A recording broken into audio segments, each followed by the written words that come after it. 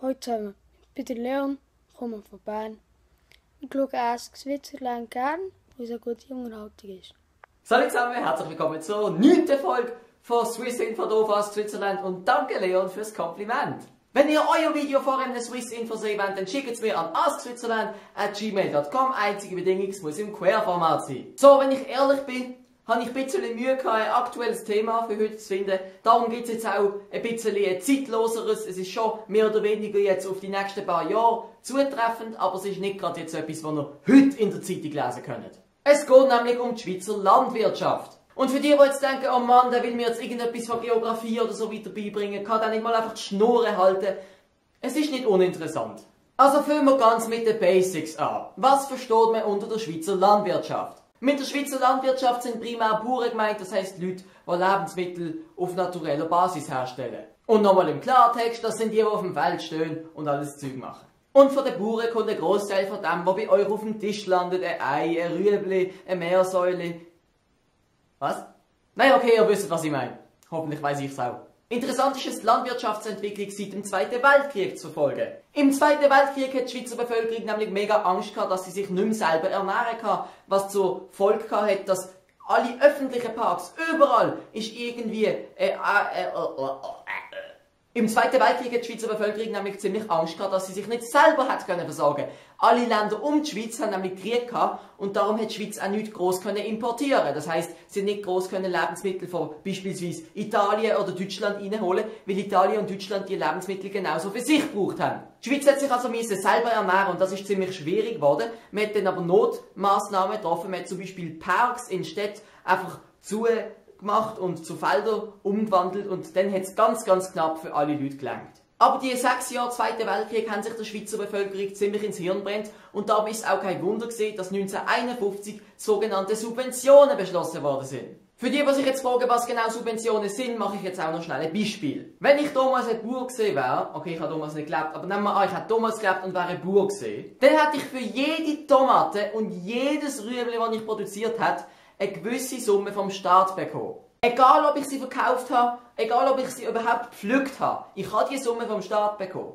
Diese Subventionen haben tatsächlich zur Folge gehabt, dass sich die Schweiz im Fall von einem weiteren Krieg selber versorgen hat können. Allerdings hat das auch dazu geführt, dass viel zu viel produziert worden ist. Die Schweiz hat gar nicht so viel können essen, wie es gegeben hat. Und das hat zur Folge gehabt, dass der Rest entweder weggeschmissen werden oder einfach verfault worden ist und dann weggeschmissen werden.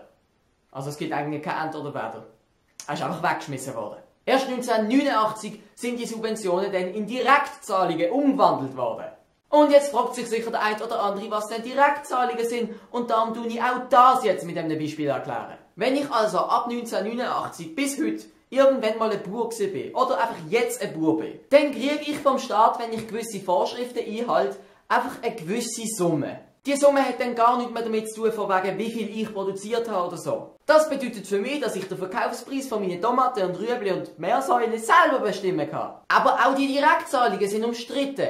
Zum einen haben sie für mehr Konkurrenz gesorgt zwischen den Bauern. Das hat für uns Konsumenten natürlich eine gute Wirkung gehabt, weil die Produkte dann immer billiger geworden sind. Zum anderen haben wegen dem grossen Konkurrenzdruck aber viele kleine Bauern müssen ihren Betrieb aufgeben. Die Zahl der Bauernhöfe, die seit 1989 existieren, ist glaube ich um ein Viertel zurückgegangen seitdem. Tendenz fallend. Die Durchschnittsgrösse wiederum von einem Hof ist viel grösser geworden. Was können wir daraus lernen? Ganz klar, die grossen Höfe überleben, die kleinen putzt's. Und für die grossen Höfe, die noch da sind, ist das Leben natürlich auch kein Zuckerschlecken. Wir sind gerade kürzlich mit der Schule so einen Hof besuchen. Und ich sage euch, die Direktzahlungen sind alles andere als grosszügig. Und zudem haben die Schweizer Bauern noch Konkurrenz von Deutschland und Frankreich und einfach allgemein EU-Länder. Für das haben wir Schweizer aber flexible Zölle, was zur Folge hat, dass der Schweizer Bauer doch immerhin noch einen Großteil von seinen Produkten verkaufen kann. Der Bauer, den wir besucht haben, hat aber gefunden, die Vorschriften, die er einhalten muss, um die Zahlungen vom Staat zu bekommen, sind einfach gaga. Um nur schnell ein Beispiel zu nennen, etwa ein Drittel von seinen Feldern benutzt er nicht einmal, sondern die sind eigentlich einfach Naturrückgabeflächen oder wie man das genau nennt. Und im Gegenzug erhaltet er dafür 1500 Franken pro Jahr und Hektar. Das ist nicht gerade viel. Andererseits ist es für uns Steuerzahler natürlich ein bisschen mehr, weil wir ja nicht nur einen Bauernhof finanzieren müssen, wir müssen alle Bauernhöfe von der ganzen Schweiz finanzieren. Und das sind, glaube ich, 5.000 bis 6.000. Und das ist eben ein grosser Teil vom Clinch zwischen links und rechts. Ich gehe jetzt mal auf die rechte Seite, um die Positionen von der Rechten darzulegen. Scheiße, das ist links. Ich meine immer für mich rechts. Und wieder zurück. Ja, super. Also gut, Positionen von der Rechten. Die Rechten argumentieren mit der Tradition vom Bauer und finden, man solle die Bauern auch noch weiter erhalten und ihnen mehr Geld zur Verfügung stellen, dass es wieder ein bisschen mehr Bauern hat in der Schweiz und dass die Lebensbedingungen für die Bauern wieder besser werden. Die Linken, und jetzt bin ich auch links, argumentieren dagegen so. Die Schweizer Bauern, die braucht es eigentlich gar nicht mehr, sagen sie. Oder zumindest in der Zahl, was sie jetzt gibt, braucht sie nicht mehr. Sie können sowieso nicht mit der EU und so weiter konkurrenzieren, wenn es die Zölle nicht gibt. Und sie verhindern auch, dass wir in die EU kommen, wegen unserer Zölle.